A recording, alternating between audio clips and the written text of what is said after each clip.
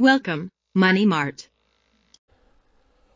안녕하세요. 돈 파는 가게 대표 사원 김강주입니다. 지난 한 주간 동안의 주요 경제 뉴스를 정리해드리는 주간 뉴스 브리핑 11월 셋째 주입니다. 오늘 뉴스 브리핑 토픽은 서울 집값입니다. 많은 분들이 알고 계시는 것처럼 서울 집값 드디어 61주 만에 하락으로 돌아섰습니다. 뿐만 아니라 그 하락세가 확산되고 있다는 뉴스가 지난 한 주간 많은 경제 기사를 도배했는데요. 그러나 서울 집값 하락 추세는 확산되고 있지만 오늘 뉴스 브리핑의 결론은 이렇습니다. 폭락은 없다. 무엇이든 추세가 전환될 때 시장은 혼란스럽습니다. 특히 상승하던 국면이 하락으로 반전하면 더욱더 걱정이 많아집니다. 왜냐하면 상승하는 국면에서 참여했던 시장 참여자들이 많았기 때문입니다. 상승 국면에서는. 마찬가지로 집값은 특히 더 많은 돈이 투자되었기 때문에 시장 참여자들이 하락 반전할 때 훨씬 많은 혼란, 걱정에 휩싸이죠. 그러다 보니까 부동산, 특히 서울 집값 폭락 등등의 자극적인 제목의 유튜버 이런 정보들도 많습니다. 그러나 다시 한번 말씀드리지만 서울 집값 폭락은 없다라는 것이 오늘 뉴스 브리핑의 결론입니다. 제가 몇 주 전에 집 팔 수 있을 때 팔아라고 말씀드렸는데 그것하고 혼동하지 않기를 원합니다. 그때 말씀은 그 방송 그대로 말씀드렸지만 이 시장 참여자 가운데에서도 돈 없이 소위 갭 투자자들, 오늘 이 부분에 대해서 많은 이야기를 드릴 건데 그런 분들이 많습니다. 지금 그분들이 갭 투자, 내 돈 없이 투자한 사람들은 갈수록 비용, 즉 이자 비용이 높아지고 여러 가지 투자 이익을 기대할 수 있는 그 이익 폭이 줄어들고 있습니다. 심지어 어떤 분은 이미 마이너스로 돌아선 분도 있을 겁니다. 그분들은 더 기다리지 말고 앞으로 당분간 집값을 결정하는 여러 가지 요인들이 계속 나쁘게 흘러가고 있기 때문에 빨리 팔아라는 의미였죠.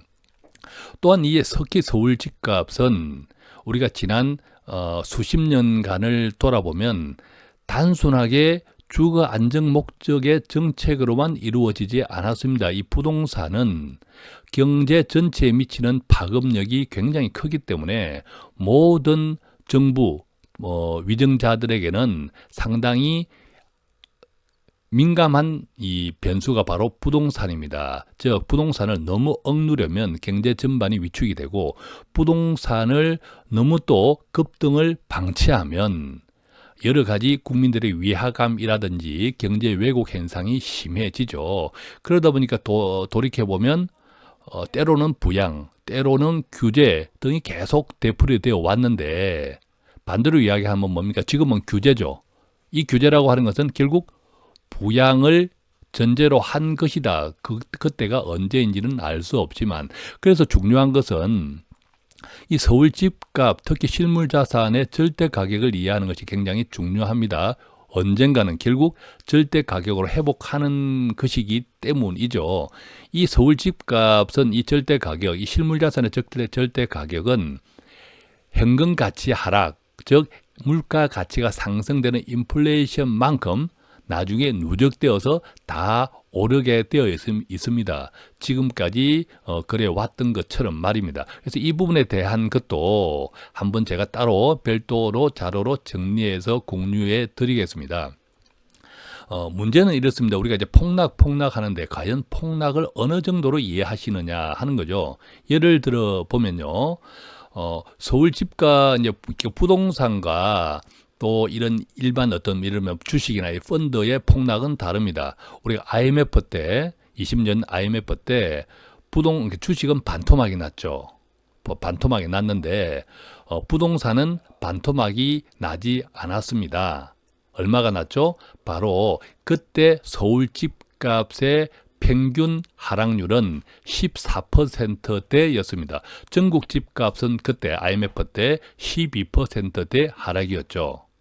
자, 이렇게만 생각하면 별것 아니구나 생각할 수 있는데 이 집값은 주식이나 펀드와 달리 상당히 금액이 큽니다. 수억이지 않습니까? 거기다가 또 빚까지 내었죠. 그러다 보니까 이 집값이 뭐 10%, 20% 빠지는 것은 수억, 1억, 2억이 빠질 수도 있기 때문에 당장의 서민들한테는 엄청난 부담일 수밖에 없죠. 그래서 집값이 한 20%, 아까 말씀드린 것처럼 IMF 때 12%가 서울, 14% 서울 집값 평균 하락률이 그랬는데 그 정도도 수억 원의 영향을 줄 수 있기 때문에 상당히 이제 타격은 크다는 거죠. 자, 그렇다면 지금 서울 아파트가 그 IMF나 또는 10년 전 글로벌 금융 위기 때처럼의 그런 외부의 메가톤급과 같은 이슈 때문에 흔들리고 있느냐?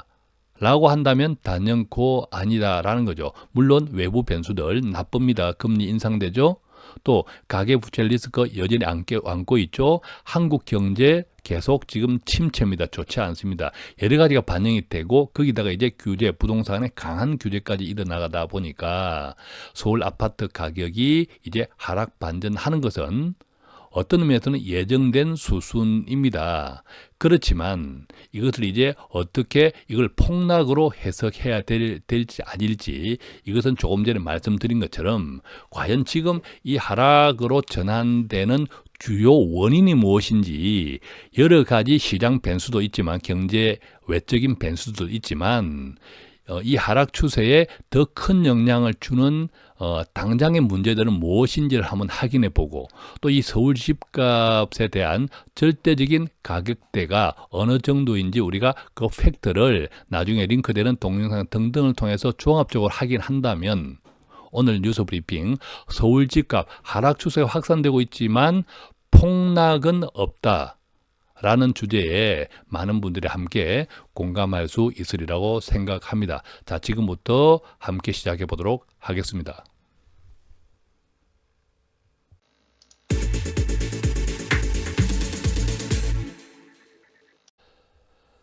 첫 번째 기사는 한국경제에서 가져왔는데요. 제목이 이렇습니다.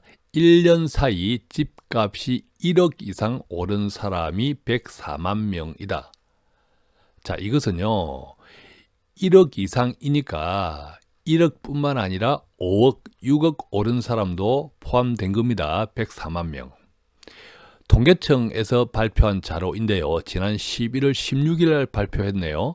2017년 주택 소유 통계 자료에 따른 건데 지난해 11월 기준으로 1년 전보다 자, 무슨 말입니까? 지난해 즉 2017년 11월 기준으로 1년 전이니까 2016년 11월이죠. 2016년 11월 기준으로 그 1년 동안 지난해 2017년 11월 기준까지 조사해 보니까 전체 주택 소유자, 우리나라 전체 주택 소유자가 1367만 명이라고 하는데 이 전체 주택 소유자의 70%, 10명 중에 7명 가까이 약 1000만 명 정도, 978만 7천 명인데 정확하게는 1000만 명 정도에 이르는 사람의 집값이 올랐다. 조금이라도 올랐다. 그러니까 전체 주택 보유자의 70%가 주택값이 올랐다라는 거죠. 안 오른 지역은 어딜까요? 아주 지방에 숨어 있는 동네를 제외하고는 2016년 기준에서 2017년까지 다 70%는 올랐다. 그 가운데 104만 명은 1억은 넘게 올랐다라는 겁니다. 또 이 104만 명이 1억은 넘게 올랐으니까 그 중에 5억, 6억 오른 사람도 있겠죠. 살펴보니까 집값이 5억은 넘게 오른 사람도 6만 1000명에 달한다. 자, 집값이 2016년 기준에서 2017년 11월까지 보니까 1억은 넘게 오른 사람이 주택 보유자가 104만 명인데 이 104만 명 가운데 5억은 넘게 오른 사람은 6만 1000명이다. 6만 명 정도. 그런데 이 6만 1000명 가운데 절반 50%가 넘는 3만 4천 명은 서울 지역 주택 보유자다. 이 두 가지를 생각해 볼 수 있겠습니다. 물론 서울 주택이 많이 올랐죠. 이 기준은 지난해 2017년 11월까지의 기준입니다. 그런데 올해도 많이 올랐죠. 올해도 많이 오른 것을 감안하면 실제 이것보다 더 많이 벌었다. 집값이 올랐다. 그 절반 이상은 서울 지역 주택 보유자다. 두 번째, 지금 이 통계청에서 발표한 자료는 공시 가격입니다. 공시 가격이니까 실제 시장 가격을 고려하면 이 집값 상승 규모는 통계청에서 발표한 것보다 훨씬 더 크다. 이렇게 이제 생각할 수 있겠죠. 다주택자도 의미가 있습니다. 이 통계청 자료의 다주택자는 집을 두 채 이상 보유한 사람인데, 이 다주택자는 처음으로 통계 작성 처음으로 200만 명을 넘어섰다고 합니다. 몇 명? 211만 9천 명. 211만 9천 명. 이 전년도니까 이제 2016년도죠. 2016년도보다 14만 명 가까이 늘었는데, 이 다주택자 비중은 우리가 이제 주택 보유자 중에서도 한 채 가진 사람이 제일 많고, 두 채, 세 채 이렇게 두 채부터는 다주택자인데, 이 전체 주택 소유자 가운데 이 다주택자 비중도 14%에서 2017년 기준 15.5%로 높아졌다고 합니다. 이것을 조금 이제 자세히 보면 다주택자가 200만 명을 돌파했는데, 이 다주택자 비중 가운데서도 이 두 채 이상 강남구가 최고라고 이 통계청 자료에서는 이렇게 밝히고 있습니다. 지난해 이제 8.2 대책이 나왔죠. 지난해 8.2 대책이 나왔는데, 이 8.2 대책 이후에 오히려 큰 폭으로 다주택자 수는 늘어났다고 합니다. 이 다주택자는 두 채 이상인데, 이 주택을 두 채가 아니라 5채 이상 가진 사람도 6천 명이 증가한 11만 5천 명으로 집계되었다고 합니다. 지난 2017년 기준에서. 그래서 이제 이것을 조금 더 이게 자세히 보면 총 주택 소유자는 2016년보다 2017년에 약 2.7% 증가했습니다. 2017년 자료 기준으로는 2016년도보다 주택을 가진 사람의 비율이 2.7% 정도 증가했는데, 이 증가한 비율 내용을 보면 그 가운데 한 채만 가진 사람, 거의 뭐 실소유주겠죠. 한 채만 가진 사람, 그전에 집이 없다가 한 채를 가지게 된 사람은 같은 기간 동안 1년 동안에 1.9%가 늘었다. 무슨 말입니까? 집을 가진 사람의 전체 주택 소유자 비율은 1년 동안 2.7% 증가했는데, 그 가운데서 한 채만 가진 사람은 1.9% 늘었다.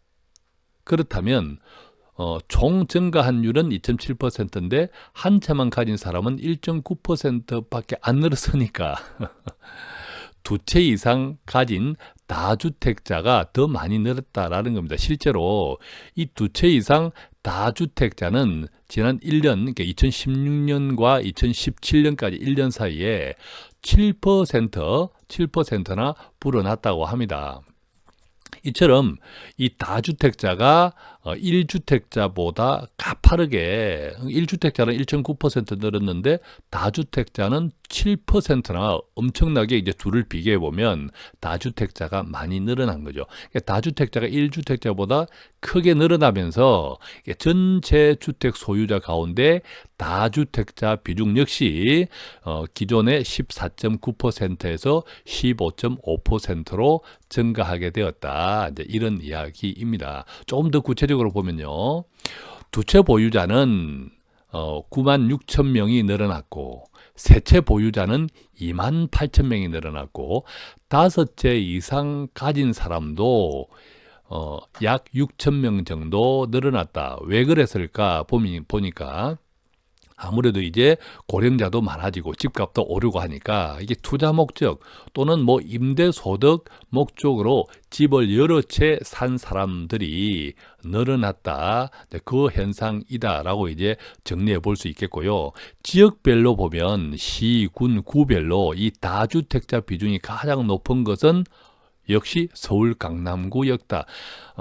서울 강남구가 서울의 집값 상승을 주도했고 또 가장 비싼 아파트죠. 이 강남구가 다주택자 비중이 가장 높았다. 이 강남구 자가주택 거주자 14만 4,300명 가운데 22%가 다주택자다. 즉 강남구에 자기 집을 가진 사람 5명 중에 한 사람 이상은 2채 이상 보유자다. 그 다음에 서울 서초구가 다주택자 비율이 많습니다. 20.9%. 여기도 온 게 서울 서초구나 서울 강남구는 자기 집을 가졌다 하면 2채 이상인 경우가 5명 중에 한 사람이다. 조금 특이하게는요. 그 다음 비율이 제주도 서귀포시입니다. 서귀포시 또 세종시 이런 순서로 좀 이제 조사가 되었습니다. 자, 이렇게 이제 다주택자 비중들이 많았던 것, 특히 강남구, 서초구 중심으로 비싼 지역의 아파트 값이 비싼 지역의 순서로 이 다주택자 비중이 높았다는 것은 그만큼 자금 여력이 있는 사람들이 아파트에 투자를 훨씬 많이 했다. 자, 이렇게 좀 이해할 수 있겠고 또 그렇게 할 수 있었던 것은 아파트 가격이 급등을 했고 또한 동시에 이 부동산을 이용한 임대라든지 이런 소득을 확보하려는 니즈가 상당히 더 많아졌기 때문이다. 자, 심교원 건국대 부동산학과 교수는 이렇게 이야기를 했습니다. 정부가 규제를 쏟아내더라도 향후 전국 아파트 입주 물량이 매년 40만 가구 이상으로 쏟아질 전망이어서 다주택자 비중이 내려가지는 않을 것이다. 라고 이제 분석을 했는데요. 오늘 이제 문제는 결국 집값이 꺾였다. 그런데 이것이 폭락이 아니다. 라는 것이라고 말씀을 드렸는데 우선 그래서 이 결국 꺾인 서울 아파트 값이라는 기사를 두 번째로 가져와 보았습니다. 아시아경제 기사인데 자, 서울 아파트 가격이 61주 만에 이제 하락 반전했다. 자, 이 그림은 서울 아파트 매매 가격 지수 변동률을 그림으로 그려주고 있는데 나타내고 있는데 강남 지역이 제일 많이 하락했네요. 낙폭 0.03%. 그 다음에 보면 서울 전체적으로는 0.01%로 이제 서울 전체 지역이 이제 하락 반전했다. 그러나 강남이 많이 빠진 반면에 이제 비율적으로 많이 빠진 반면에 강북은 평균 아직도 상승폭이 둔화되었을 뿐이지 하락 반전하지 않았다. 그래서 강남과 강북을 합하면 서울 평균은 하락 반전했다. 뭐 또 경기나 인천은 여전히 아직도 하락 반전한 것이 아니라 상승폭이 둔화되었다. 기타 특히 이제 서울권역을 제외한 지방들은 이미 그 전부터 집이 안 팔리고 하락 추세가 오히려 미분양이 일어나고 하락이 더 확산되고 있었다는 것은 그 전부터 일어난 현상입니다. 다만 이제 우리가 이제 집값에 대해서는 때로는 서울이 오르기도 하고 지방이 떨어지기도 하고 또 동시에 오르기도 하고 또 어떤 때는 서울은 떨어지고 지방이 오르기도 했습니다. 그런 이제 이 서울 집값에 대해서는 계속 이제 모든 전국이 동일하게 움직이는 것이 아니라 동일하게 움직이는 때도 있고 또 지방이 먼저 움직이는 때도 있고 서울이 또 나중에 움직이는 때도 있고 이렇게 계속 이제 교차하고 있는데 지금 어쨌든 지금 당장에 보면 조금 전에 이제 표와 같은 이런 그림으로 이제 나타나고 있습니다. 자, 이 자료는 그래서 조금 전에 자료는 한국감정원의 11월 17일 자료인데요. 조금 전에 그림에서 보았던 것처럼 서울 아파트 값이 2017년 9월 첫째 주 이후 61주 만에 하락했다라고 이제 발표를 한 겁니다. 9.13 대책, 휴가 등으로 관망세가 짙어지면서 특히 강남 4구를 비롯한 급등 단지를 중심으로 하락 전환을 했다고 합니다. 반면 이제 강북의 14개 구는 상승폭이 0.03에서 주간입니다. 0.02%로 줄었다 뿐이지 아직도 평균적으로 하락 반전한 것은 아니다. 자, 이 서울 아파트값 하락은 강남 상구, 즉 강남 서초 송파에서 시작이 되었는데 이 내림세가 계속 이제 몇 주째 이어지고 있다. 이렇게 이제 이 기사는 전하고 있습니다. 돈 파는 가게를 구독하는 당신은 정말 멋쟁이입니다. 그렇다면 지금부터는 서울 집값이 비록 하락 반전했지만 폭락까지는 아니다라고 생각하는 기사 몇 가지를 함께 나누어 보겠는데요. 첫 번째는 한국경제에서 가져왔습니다. 제목이 이렇습니다. 메뚜기 떼처럼 전국 휩쓴 갭 투자자. 자, 여러분, 갭 투자자가 무엇인지는 잘 알고 있죠. 예를 들면 설명해 보면 매매 가격과 전세 가격의 차이가 적은 집을 전세를 끼고 매입하는 방식입니다. 대체로 이 해당 지역에 살지 않으면서 투자 목적으로 집을 구매하는 사람이다. 이번에 이제 정부에서 지난해 올해 계속 주택 정책을 발표하면서 갭 투자를 막겠다 라고 하는 이야기를 직설적으로 했는데 지금 서울 집값을 우리가 잘 살펴보셔야 할 것은 제가 링크로 달아놓겠다고 말씀을 드린 것처럼 모든 실물 자산에는 절대 가격이라는 것이 있습니다. 즉 기준 가격이죠. 이 아파트와 같은 실물 자산은 기본적으로 화폐 가치가 떨어지는 것만큼 반대로 물가 가치가 오르는 인플레이션만큼이 누적적으로 나중에 오르게 되어 있습니다. 이것이 이제 실물 자산 가격의 가장 보편적인 현상인데요. 그래서 이 서울 집값의 절대 가격을 이해하는 것이 참 중요합니다. 이 서울 집값의 절대 가격이 있으면 그 절대 가격에도 불구하고 그 이상 오른다 거품, 또 그 이상 빠진다 과다 조정, 이런 현상들은 왜 생기냐 하면 요즘 예를 들어 보면 금리가 오른다, 또 한국 같으면 가계부채가 계속 위험하다, 또 경기가 계속 침체다, 이런 등등의 여파로 인해 가지고 이 어떤 가격의 절대 가격을 계속 흔드는 겁니다. 이것이 이제 반대 현상이 일어나면 폭등, 지금처럼 또 걱정들이 많아지면 조정, 이런 쪽으로 이어지고, 이게 IMF나 글로벌 금융위기처럼 외부의 아주 급격한 핵폭탄급 충격을 받으면 폭락, 이렇게 이어지는 거죠. 그러면 지금이 과연 외부의 핵폭탄급의 폭탄을 받는 시기냐라고 한다면 아니 올시다라고 할 때 이 조정이다. 근데 이게 조정은 결국 절대 가격과 어느 정도가 벌어질 것인가 라는 것이 굉장히 중요한데, 이 절대 가격을 흔드는 세력 중에 한 세력이 바로 아파트 같은 경우는 갭 투자자다라고 이제 이해할 수 있는 거죠. 그래서 우리 이제 갭 투자자들에 대해서는 이야기만 많이 들었는데, 그럼 이 갭 투자자가 실제로 시장에 어느 정도 영향을 끼치고 있는가라고 이해하는 것도 상당히 필요하겠죠.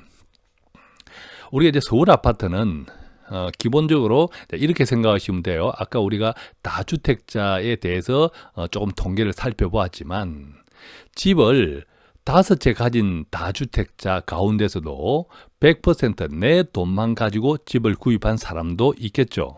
반대로 집을 딱 한 채 가졌는데 이 한 채에 절반 이상이 부채인 경우도 있습니다. 이때의 부채는 임대보증금, 즉 갭 투자자는 전세 보증금을 안고 사잖아요. 그러니까 전세 보증금 자체도 부채죠. 거기다가 만약에 필요해서 은행 대출까지 얻었다면 이 절반 이상, 심지어 90% 이상을 빚으로 투자한 사람도 있습니다. 집 한 채 가진 사람조차. 자, 그런 사람들한테 지금 여러 가지 부정적인 시장 변수, 경제 변수들은 가장 그 사람을 위협적으로 몰아넣습니다. 그러니까 어떻습니까? 어떤 사람한테는 지금의 여러 가지 나쁜 경제 변수도 크게 영향을 받지 않는, 즉 빨리 팔아야겠다, 빨리 팔아야 될 절대적인 절박함이 없는 사람도 있고, 조금만 흔들려도 빨리 팔아야 되는 사람들이 있다라는 거죠. 근데 서울 집값이 전반적으로 비싸요, 그죠?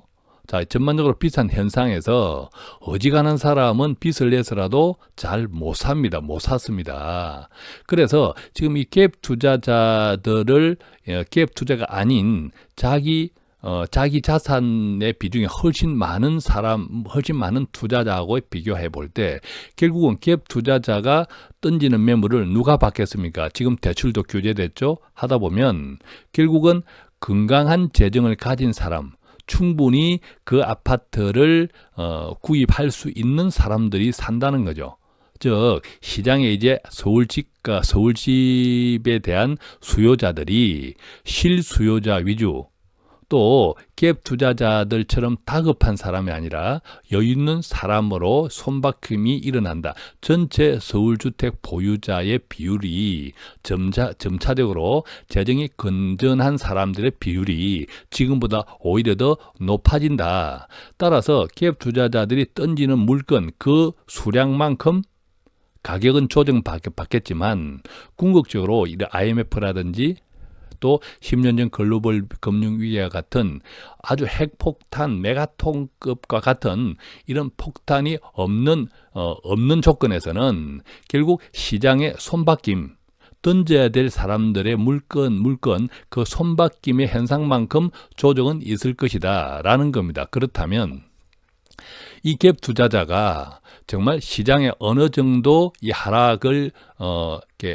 영향을 줄 만큼 어느 정도 영향력이 있느냐를 이제 한번 살펴볼 건데요.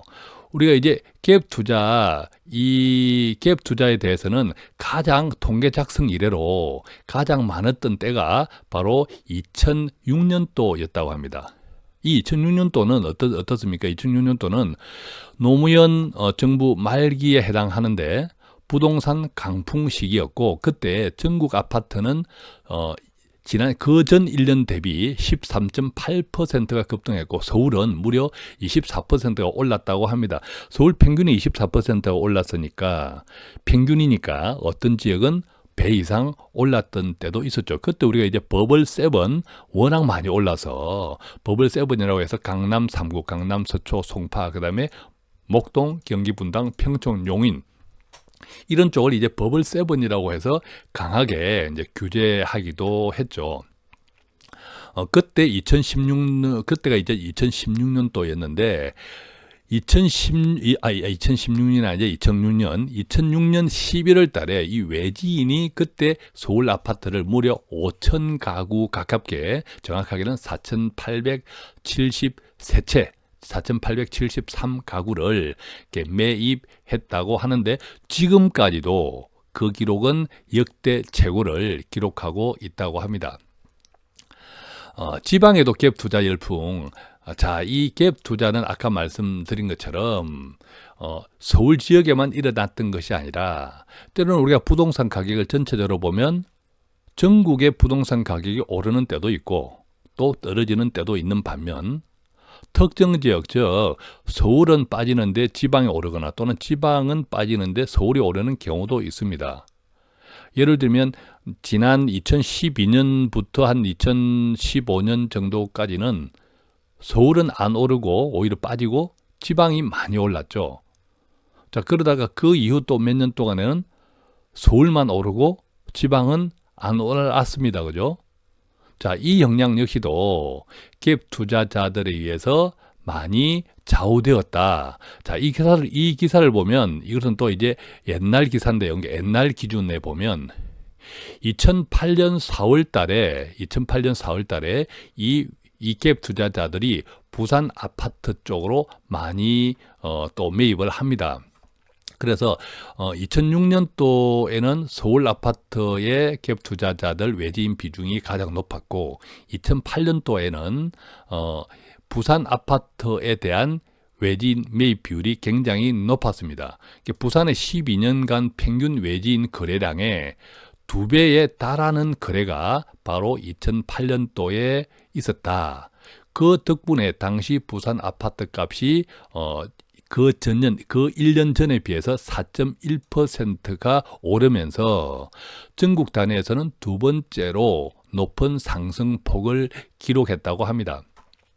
그 이후 2009년에서 2011년 사이 부산 아파트 값이 급등하니까 외지인 거래도 등달아 늘었고 전년 대비 아파트 값이 16.6%나 급등했던 2010년도에는 외지인 거래가 무려 9,031건으로 정점을 찍었다고 합니다. 이 또한 2006년도에 비교하면 2배 가까이 증가했다고 합니다. 부산 아파트 기준으로 보면 2011년도까지 급등하는 기간 동안에 2010년에 무려 9,000건이 넘는 외진 갭 투자가 일어났다는 거죠. 그 이후에 다시 이 갭 투자자들이 대구, 울산, 또 대전으로 이렇게 넘나들면서 대구와 울산 아파트 값을 1년 동안 14.9% 또는 17.6% 급등을 시켰다고 합니다. 마찬가지로 그 당시 이제 대구 아파트 외진 거래도 굉장히 통계 집계 후 최다를 기록했다고 하고요. 울산 아파트 역시도 이 외진 거래가 평균보다 6배나 많을 정도로 큰 폭의 이제 급등을 했다고 합니다. 이렇게 이제 지방을 휩쓸던 갭 투자자들이 2013년 중순부터 다시 이제 서울로 향했다고 하는데 이 2013년 중순부터 다시 서울로 향해서 서울의 이제 집값을 상승시키기 시작합니다. 예를 들면 이렇게 수도권의 집값이 바닥이었던 2012년 외지인이 매입한 서울 아파트는 7,287가구였는데 2014년 1만, 2015년 2만 3,742가구로 매년 급증했고 이 외지인 거래가 급증한 2014년은 공교롭게도 서울 아파트 값이 그때부터 이제 상승 반전하기 시작한 해였습니다. 또 2014년에 서울 아파트 값이 그 전에 몇 년 동안 빠지고 있다가 2014년부터 다시 상승으로 반전하면서 15년, 16년, 17년 그리고 올해 상반기까지 계속 서울 집값을 크게 끌어올렸던 이런 역할을 하게 된 거죠. 이처럼 이제 갭 투자자들은 새 아파트 입주 물량이 적은 곳을 찾아서 전국을 순환하고 있다. 이렇게 설명할 수 있겠는데요. 돈 파는 가게 단골이 되시면 매일매일 신선한 돈 되는 정보가 배달됩니다. 올해도 집값이 급등한 서울에서 이 지난 8월까지 서울 아파트 거래의 20%가 외진 거래다. 즉 5거래 건수 가운데 한 건은 외진이었다라는 거죠. 대체로 갭 투자라고 봐도 무방합니다. 때문에 이 지난해 10월 21.1%에서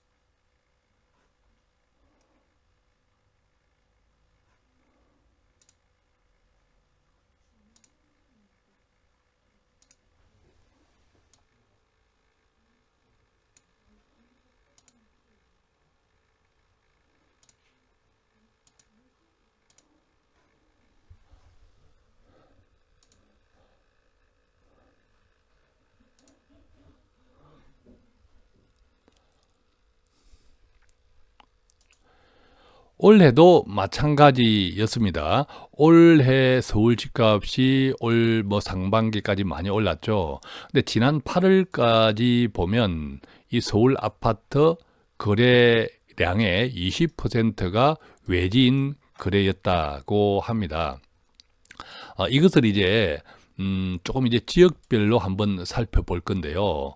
이 기사를 보면 원정 투자 몰렸다. 용산구 외지인 주택 거래가 33% 차지했다라는 이제 기사를 가져왔는데, 용산구 많이 올랐죠. 또 박은수 시장의 용산 여의도 관련 발언에 등달아서 많이 올랐는데, 그때 외지인 투자가 엄청 많았다.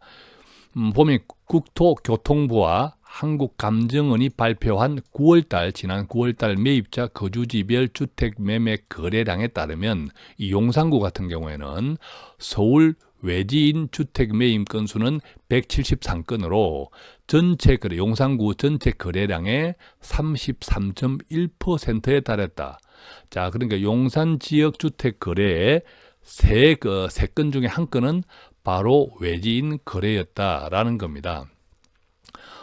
이 같은 달에 보면 강남도 25%, 강남은 송파도 26.9%였으니까 이 강남 송파는 같은 기간에 용산구가 3건 중에 한 건이 외지인 거래였다면 강남 송파는 4건 중에 한 건은 외지인 거래였다. 서초는 19.7%, 약 20%니까 서초구 같은 경우에는 5건 중에 한 건은 외지인 거래였다. 그러니까 용산구는 3건 중에 한 건이 외지인 거래, 강남 상구는 약 4건 중에 한 건은 바로 외지인 거래였다라고 이제 좀 이해할 수 있겠는데요. 이처럼 외지인 비중이 크게 증가한 이유는 뭡니까? 자, 그전에 우리가 이제 서울 아파트가 오르지 않고 부산, 대구 중심의 지방이 올랐을 때는 그 지방에서 외지인 투자가 급증했다는 내용을 아까 이제 같이 공유했습니다.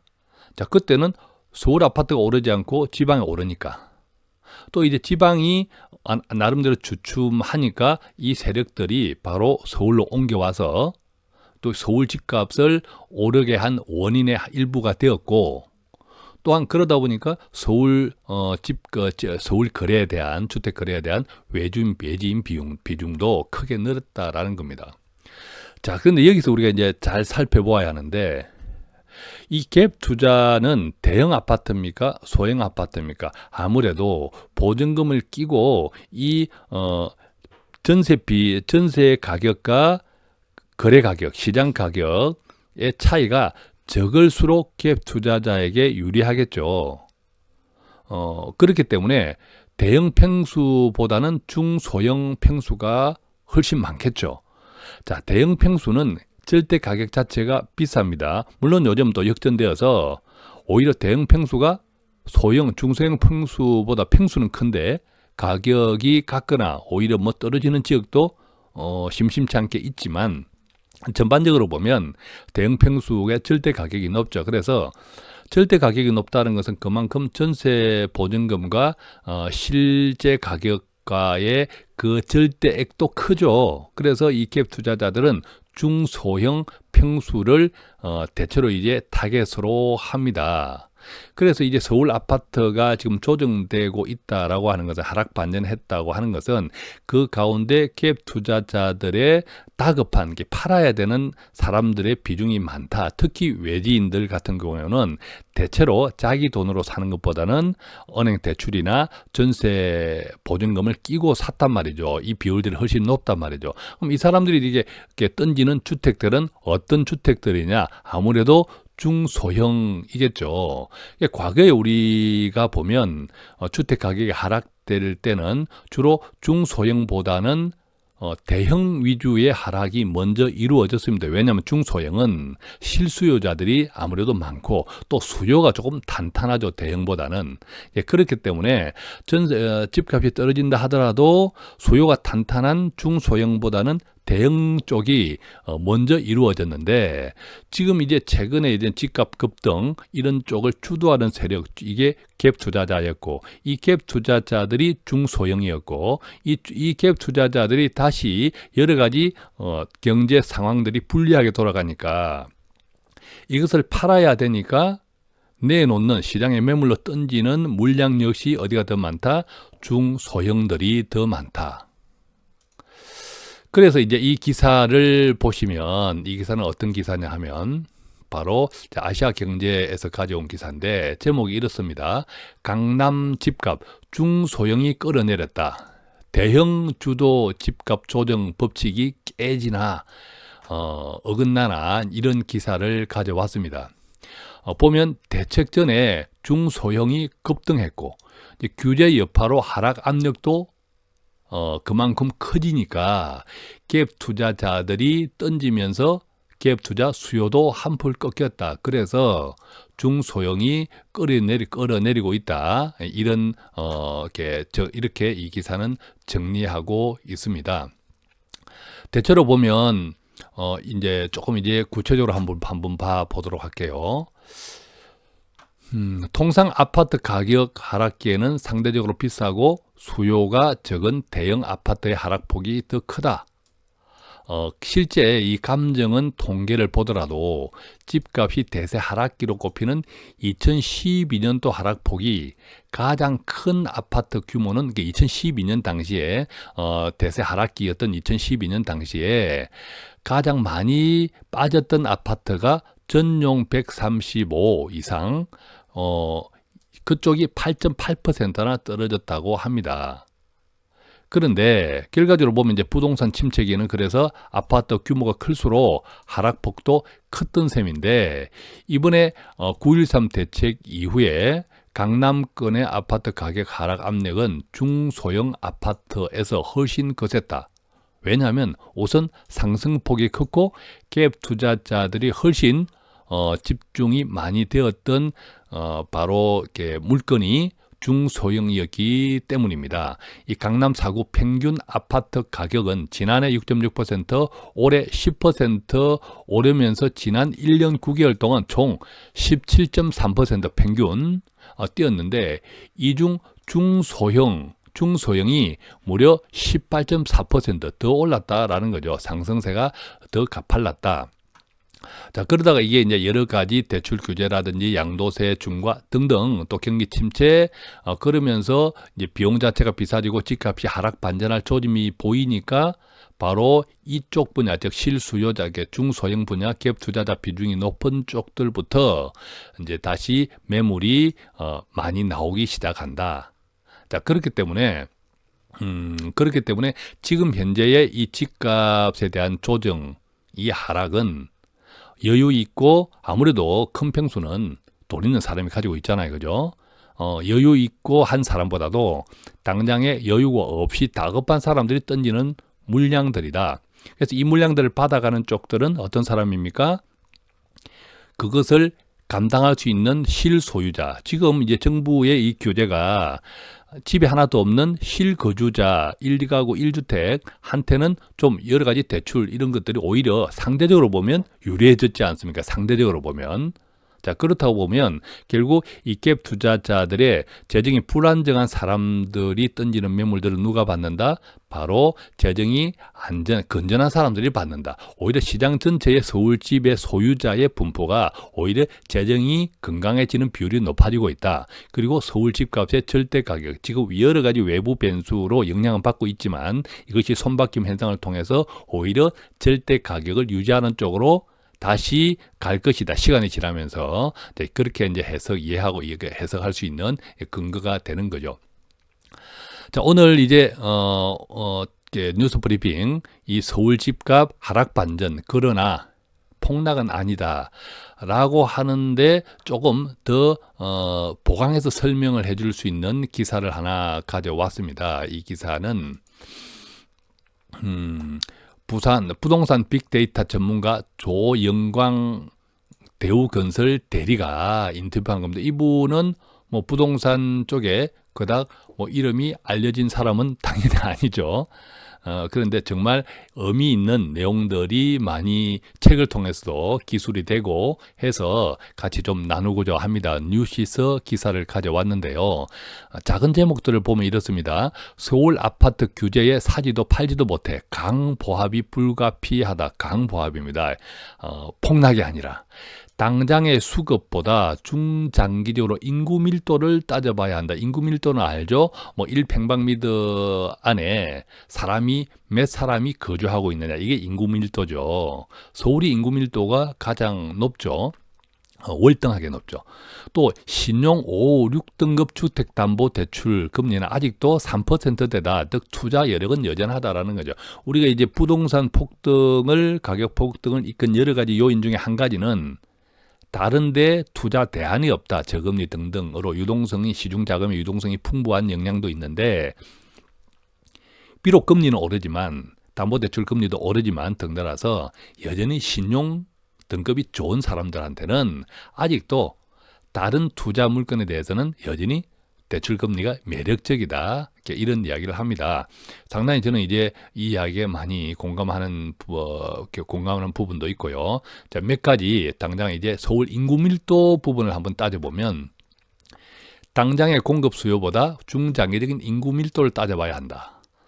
자, 그에 따르면 서울의 인구 밀도는 보면 이분의 이야기에 따르면 2015년 기준 16,304명 1평방킬로미터를 기준으로 했습니다. 1평방킬로미터 사각형 1km, 1km 이 사이에 서울의 인구 밀도는 16,000명이 살고 있습니다. 부산은 같은 면적에 4,400명. 그러니까 부산보다 똑같은 면적에 서울은 3.6배의 인구가 더 살고 있고 경기도는 같은 면적에서 1,225명이니까 경기도에 비하면 13배 이상, 이 강원도에 비하면요 무려 180배 이상의 인구 밀도를 가진 지역이 어디다? 바로 서울이다. 그러니까 이 서울은 단순하게 주택의 공급 수요만으로는 설명되지 않는다. 한마디로 이야기하면 아직도 서울의 주택은 절대적으로 부족하다 라는 거죠. 서울 인구가 오히려 줄어들고 있습니다. 1,000만 명 시대가 깨지고 그럼에도 불구하고 이게 수급 불안이 생기는 이유가 바로 인구 밀도가 월등하게 높기 때문이다. 인구가 줄어든다고 서울 주택 수요가 줄어드는 것은 아니다고 말하는 거죠. 지금 오히려 이제 주택 가격이 떨어지니까 조금 더 떨어지면 사겠다고 하는 수요자들은 오히려 늘어나고 있습니다. 이것이 뭡니까? 바로 주택 수요가 서울에서 집을 장만하기 원하는 수요가 여전히 많다라는 거죠. 금리 수준도 여전히 만만하다고 이 조대리는 이야기합니다. 자, 주택담보대출 금리가 5%대를 향해 상승하고 있다는 우려도 있지만 이것은 신용이 상대적으로 좀 나쁜 사람들의 경우고 5, 6등급만 해도 아직도 3%대라는 점에서 주택 실수요자들이 나선다면 금리는 여전히 낮은 수준이다 라고 이야기합니다. 결론은 이렇게 정리하고 있네요. 서울 아파트 시장의 긍정적인 요인이 여전히 우세하기 때문에 급락 가능성은 낮다. 자, 오해하지 마십시오. 서울 아파트 하락세 반전 맞습니다. 제가 서두에 말씀드린 것처럼 폭락은 아니다라는 거죠. 너무 우리가 공포와 두려움에 떨 필요는 없다. 특히 실수요자들 또 거주 목적의 주택을 가지신 분들한테는 그렇다라는 거죠. 물론 제가 시작할 때 말씀드린 것처럼 정말 투기 목적으로 돈을 벌 목적으로 집을 여러 가지 대출을 안고 샀다면 지금 팔아야겠죠. 왜? 점점 불리해지니까 이자 비용도 높아지고 또 이 하락세로 한번 반전하면 다시 추세 전환이 이루어질 때까지는 또 상당한 기간이 필요할 수 있으므로 그때까지 인내하기가 힘들고 더 마음은 불안초조해지니까 빨리 던지는 게 낫겠죠. 이것은 제가 몇 주 전에 한번 말씀을 드렸고요.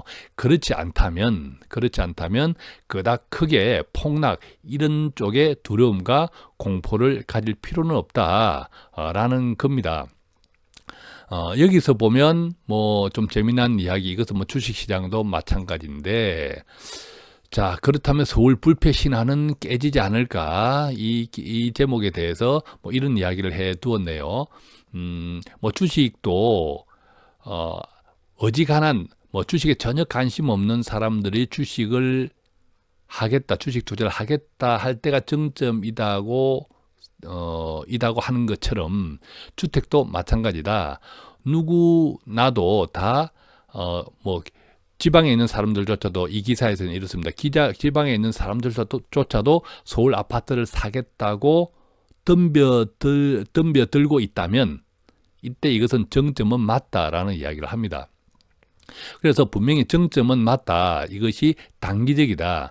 이것이 이제 조정을 받는데 이 조정 기간이 어느 정도일지는 여러 가지 우리 한국 경제 또 어떤 글로벌 어떤 금리 상승 이런 것들과 다 맞물려서 진행되겠지만 결국은 다급한 사람이 먼저 팔고 그 다급한 사람 즉 갭 투자자들의 주택 가격에 큰 영향을 끼쳤다라고 하는 것이 현실이면 결국은 손바뀜이 일어나는 이 조정이 필요하겠지만 궁극적으로 실물 자산 가격은 바로 그 실물이 가지고 있는 절대적인 가격을 기준으로 따라갈 수밖에 없고 그 실물 자산 특히 부동산 집 아파트 서울 같은 경우에는 인플레이션 즉 화폐 가치 하락분만큼은 추세적으로 보면 항상 오른다 라고 이제 우리가 정리를 해보면 최근에 이제 집값 하락 결국 이제 두 가지로 나뉘겠죠. 실거주자냐 또는 투자 심지어 투기 목적의 투자자냐 그리고 내가 내 자금 여력이 어느 정도였는지 아니면 타인 자본 은행이라든지 또 전세 보증금이라든지 이 타인 자본에 의존한 투자였는지에 따라서 극명하게 이렇게 그 판단은 달라질 수 있으리라고 생각을 합니다. 자, 서울 아파트들이 하락 반전 그러나 폭락은 없다. 도움은 좀 되셨는지요? 매일매일 돈 파는 가게 오늘 또 조금이라도 도움되는 정보를 배달해 드리기 위해 최선을 다하고 있습니다. 다만 돈 이야기뿐만 아니라 마음을 담기 원합니다. 저희 돈 파는 가게와 함께 하시는 방법은 동영상 오른쪽 하단에 있는 구독하기 버튼 꾹 눌러 놓으시면 새로운 정보가 배달될 때마다 함께 일찍 공유할 수 있습니다.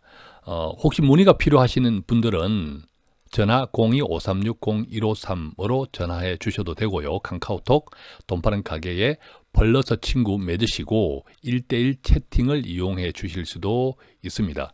고맙습니다.